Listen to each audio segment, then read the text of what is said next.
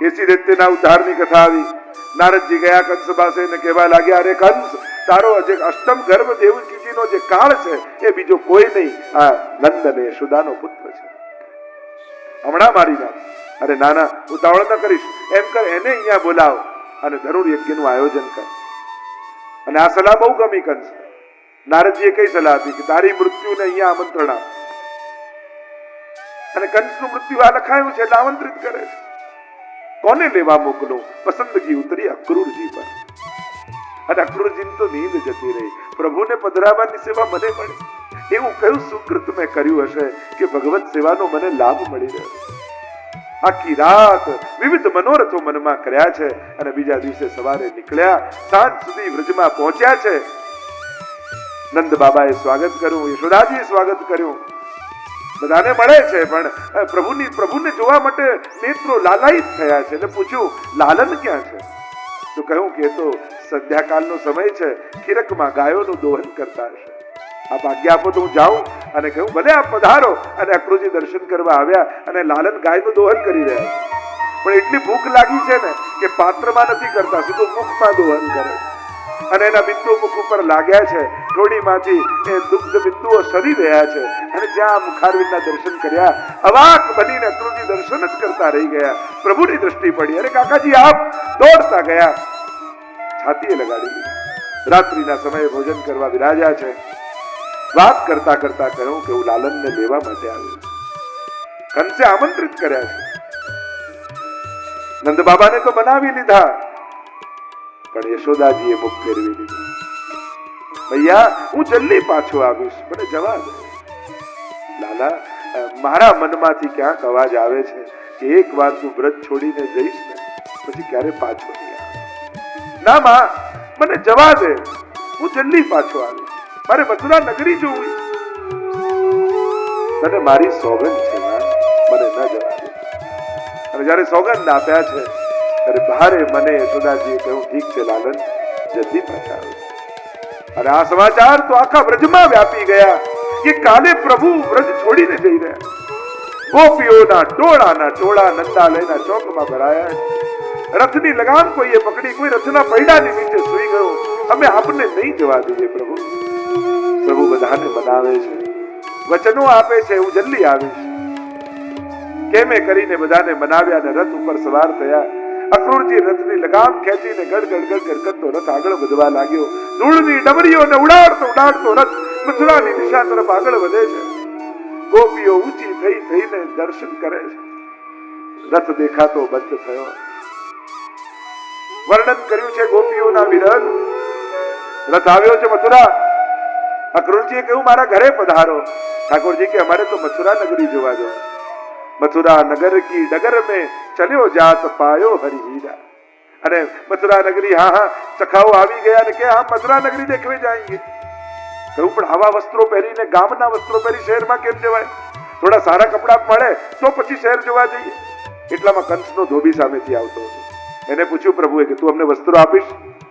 અને આ ધોબી દિમાગનો ભરેલો, અરે તમે ગામડામાં રહેનારા, તમને કઈ ભાન છે? આવા વસ્ત્રો જોયા છે? આ કંસ રાજાના વસ્ત્રો છે, જેમ તેમ બોલવા લાગ્યો.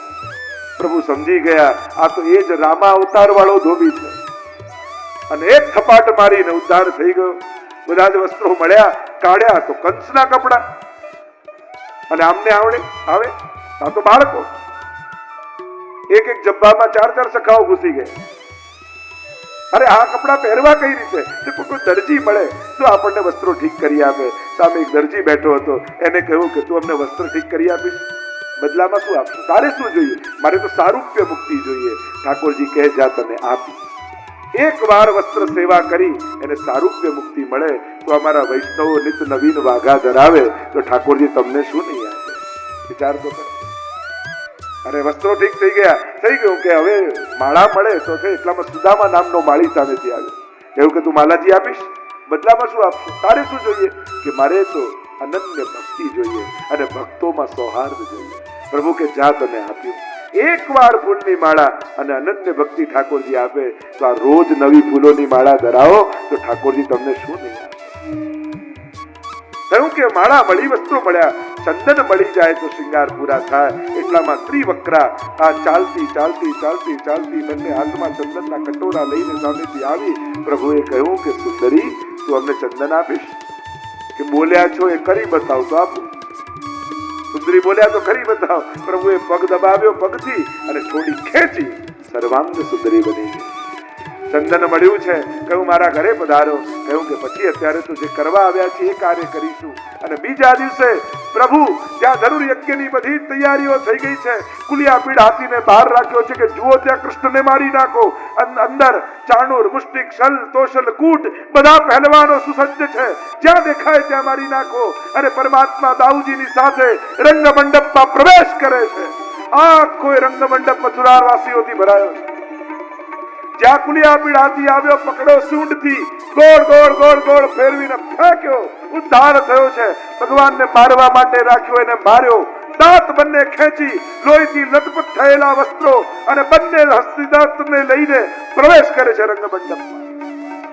જે ભાવે દર્શન કરે એને દર્શન થાય. મલ્લા નામ સની સુના કરો ગોપા નામ સજનો સતામ ક્ષિતિભુજામ શાસ્તા મિત્રો શિશુ. જેવો ભાવ એવા દર્શન. એટલામાં ચાણૂર અને મુષ્ટિક આવ્યા. ભગવાન અને દાઉજી બંને પકડીને પછાડ્યા. બંનેનો ઉદ્ધાર થયો.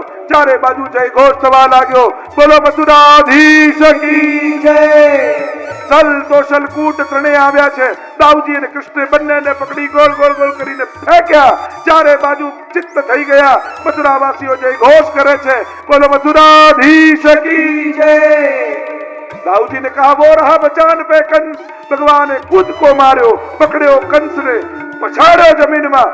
જ્યાં મારવા જાય એવો ભય લાગ્યો, ત્યાં જેનો ઉદ્ધાર થઈ ગયો. બોલો મથુરાધીશ કી જય. કંસનો ઉદ્ધાર થયો. ઉગ્રસેનને રાજા બનાવ્યા. અસ્થિ ને પ્રાપ્તિ બંને પત્નીઓ કંસની રડતી રડતી જરાસંઘ પાસે આવી. નંદ બાબાને કહ્યું કે હવે હું ગોકુલ નહીં આવું, હવે તો અવતાર કાર્ય કરવાનો છે. જનોઈ થયા છે પ્રભુના. વિદ્યા અભ્યાસ કરવા માટે સાંદીપનીના આશ્રમમાં પધાર્યા છે. યશોદાજી પ્રભુના વિરહમાં ઝૂરી રહ્યા છે. પ્રભુ મથુરા પધાર્યા. એક વાર જન્માષ્ટમીનો દિવસ આવ્યો. ચારે બાજુ ઉદ્ધવજી ગોતે છે. પ્રભુના મંત્રી છે. શિષ્યો બૃહસ્પતિ સાક્ષાત બૃહસ્પતિના શિષ્ય છે. પરમ પ્રકાંડ પંડિત છે. આખી મથુરા નગરી શણગારવામાં આવી. બધા જ ઓરડા ખોલી ખોલીને મહેલના જોઈ લીધા. ક્યાંય પ્રભુ દેખાતા નથી. શોધતા શોધતા છત ઉપર આવ્યા અને જોયું તો પ્રભુ ગોકુલ તરફ દ્રષ્ટિ કરીને અશ્રુપાત કરી. ઉદ્ધવજી બોલ્યા, પ્રભુ આજે આટલો સરસ દિવસ અને આપની આંખમાં આંસુ, આવું કેમ? પ્રભુ ને કહા, ઉદ્ધવ મોહે બ્રજ બિસરત. બ્રજ ભૂલાતું નથી ઉદ્ધવ. આટલો સમય થયો. આજે પણ સૂતો હું ને રાતના સમયે મારી મૈયાના અવાજ મને સંભળાય, અરે લાલા, અરે કન્હૈયા, અને હું ચોકી ચોકીને જાગી જાઉં છું. સૂતો હું ને મારી ગાયો રડતી હોય એવું મને ભાસે. મારી ગાયો મારા વિરહમાં ખાતી નથી, પીતી નથી. મારી ગોપીઓ મને યાદ કરીને રડી રહી છે. પ્રભુને થયું કે આ કેસ બહુ મોટો છે. જેમ કોઈ ડોક્ટર પાસે આવે અને ડોક્ટરને નોર્મલ ડોક્ટર હોય બીજી, અને એને એમ લાગે કે જનરલ પ્રેક્ટિસ કરતો હોય, જીપી પ્રેક્ટિસ કરતો હોય, અને એમ લાગે કે આ કોઈ મોટો રોગ છે, એટલે શું કરે, ચિઠ્ઠી લખી આપે અને સ્પેશિયલાઇઝ ડોક્ટર પાસે મોકલે. પ્રભુને પણ એ થયું કે આ મારો કેસ નથી, મોટા ડોક્ટરો પાસે મોકલું. અને કહ્યું કે ઉદ્ધવજી, આ તમે મને જે શીખવાડો છો ને એમ કરો. મારા ગોપીજનો, મારી મૈયા, મારા ભાભા, મારા સખાઓ વ્રજના, એ પણ મારા પ્રેમના વિરહમાં બહુ ઝૂરી રહ્યા છે, બહુ દુઃખી છે. એમ કરો, આ બધા ઉપદેશ એમને આપીને આવો તો એમને સાંત્વના મળે. ઉદ્ધવ કે હા, હમણાં હું શીખવાડી દઉં. મારા માટે તો બાય હાથનો ખેલ છે. ગામના અભણ લોકોને કેટલું શીખવાડવું પડે. ચિઠ્ઠી પત્રો લખીને આપ્યા છે અને ઉદ્ધવજી ચાલ્યા છે વ્રજ તરફ. ઘણી બધી લીલાઓ અને ઘટનાઓના પ્રસંગો આચાર્યોએ, ભગવદીઓએ ગ્રંથોમાં વર્ણિત કર્યા છે. ઉદ્ધવજી આવ્યા અને એક ક્ષણ માટે તો ગોપીઓને એમ થયું કે પ્રભુ આવી ગયા. અને પ્રભુ જેવા દેખાય, પ્રભુનું મુગટ ને પીતાંબર. એટલે મહાપ્રભુજીએ પણ નિરોધ લક્ષણમાં લખ્યું કે ઉત્સવાગમને જાતા ઉત્સવો સુમહાન યથા. जाने प्रभु पधारे, अरे यशोदा देख प्रभु आए हैं, अरे चंद्रावली देख प्रभु आए हैं, अरे ललिता देख प्रभु आए हैं. बड़ी दौड़ी છે ગોપીઓ. જ્યાં નજીક પહોંચી રાધાજીએ હાથ કરીને રોક્યા. આ તો બીજું કોઈ લાગે. પ્રભુ જેવો વેશ લઈને આવ્યો, પ્રભુ નથી. અને એટલામાં એક ભમરો ગુમ કરતો કરતો ઉદ્ધવજીની આજુબાજુ ફરવા લાગ્યો. અને ગોપીઓએ ઉડાન આપવા માટે ભ્રમર ગીત ગાયા. મધુપ કિતો બંધો મા કુશાંગરી સપત્ન્યાહ, અમને અડતો નહીં. તું કાળો છું, તારો માલિક એ કાળો. તું ધુતારો, તારો માલિક એ ધુતારો. અમારી શોકના ગળામાં રહેલી ફૂલોની માળા પર બેસીને તું આવ્યો છે. મા કુશાંગરી, અમને અડતો નહીં. અને ભ્રમર ગીત ગાયું છે. સંવાદ થયો છે ગોપી ને ઉદ્ધવનો અદ્ભુત સંવાદ. ઉદ્ધવજી કહેવા લાગ્યા, અરે તમારા માટે હું પત્ર પરમાત્મા તો લઈને આવ્યો. અને જ્યાં પત્ર બોલ્યા એમાં તો તાળી દઈ દઈને ગોપીઓ હસવા લાગી. કોનો પત્ર? પ્રભુ. અરે ઉદ્ધવ, સંદેશાઓ તો એના આવે જે ક્યાંય ગયા હોય, જે રોમ રોમમાં વ્યાપેલા હોય એની ચિઠ્ઠીઓ ના આવે. ઉદ્ધવ, જેનો દિલમાં કાયમ માટે મુકામ હોય ને એ ચિઠ્ઠીઓ ન લખે. તો કહે, પણ અરે પ્રભુ મથુરા છે, હું મથુરાથી આવ્યો છું, પત્ર લઈને આવ્યો છું. એ મથુરા વાળો તારો હશે, અમારો ગોકુલ વાળો તો અમને છોડીને ક્યાંય ગયો જ નથી. થોડી વાર રડે ને થોડી વાર હસે, થોડી વાર વિપ્રયોગના અવાજો કરે, બૂમો પાડે, અને થોડી વાર સંયોગના આનંદ માણીને સુખી. અરે ઉદ્ધવ, અમારો પ્રભુ જો હમણાં સાયંકાલનો સમય થયો છે, હમણાં ગાયોને લઈને પાદરેથી આવતો હશે. અરે પ્રભુ તો મથુરા અહીંયા ક્યાંથી આવે? તું જો તો ખરા. આ જો હમણાં વેણું સંભળાશે અને દૂરથી વેણુના સ્વરો રેલાવાના.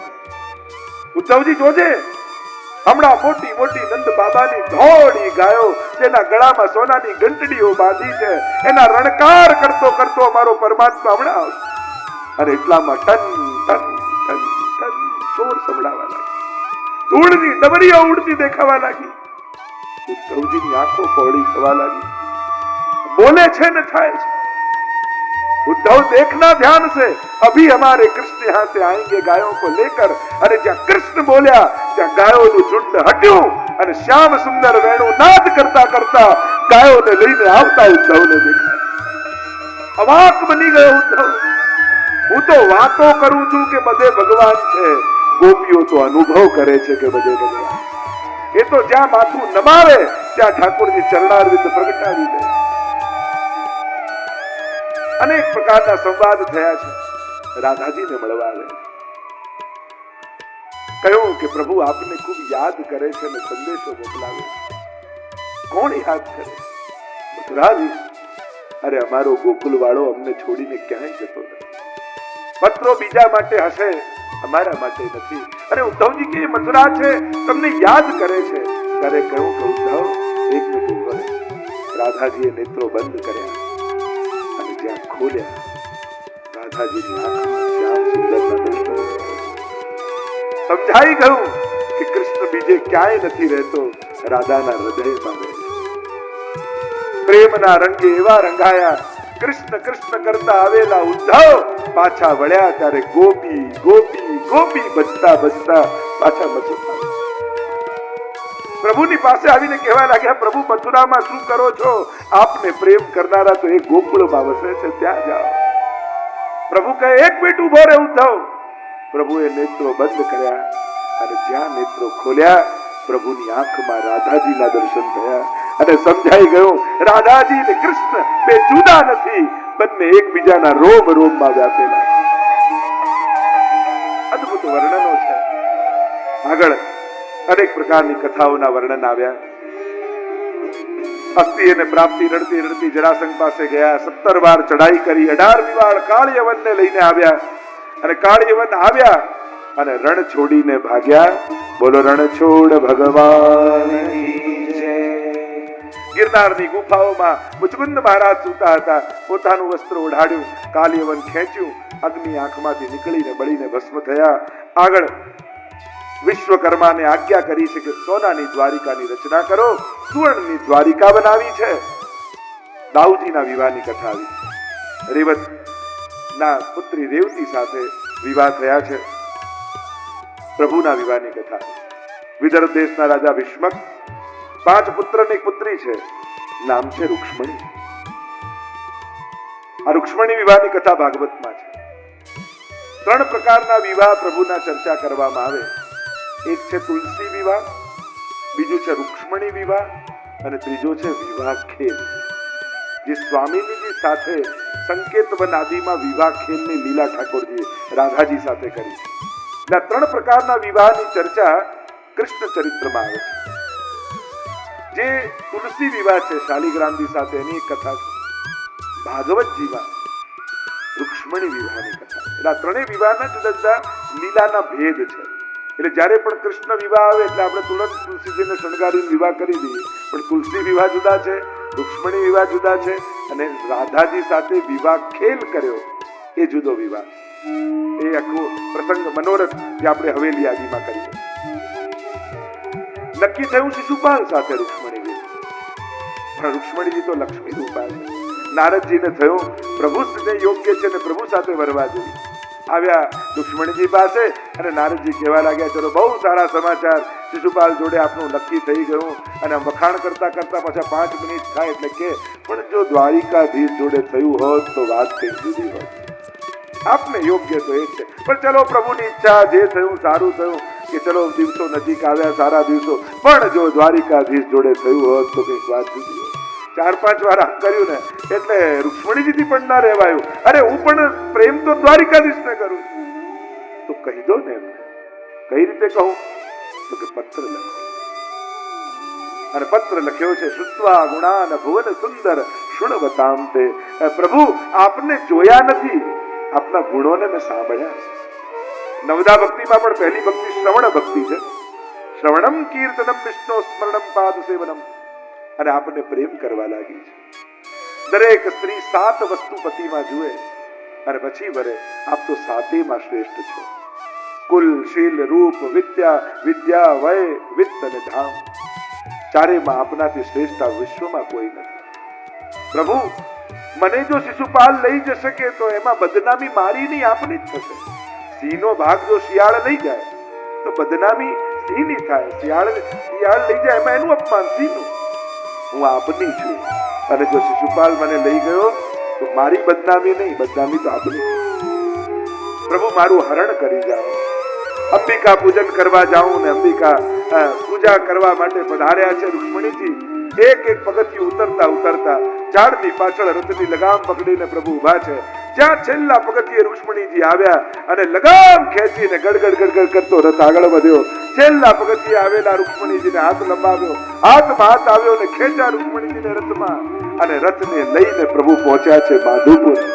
અને માધુપુરમાં પ્રભુના વિવાહની બધી જ તૈયારીઓ થઈ રહી છે. અને એ જ વિવાહનો ઉત્સવ આપણે અહીંયા કરીશું. બધા પોતાના સ્થાને બેઠા રહેજો. વાજતે ગાજતે ઠાકોરજીને ત્યાંથી પધરાવીશું. આપને દર્શન થશે, સ્ક્રીન ઉપર દર્શન થશે, અહીંયા વિવાહનો ઉત્સવ થશે. અને પછી વિવાહ ખેલના દર્શન કરી અને પછી જ આપણે આપણા સ્થાનમાંથી ઉઠીશું.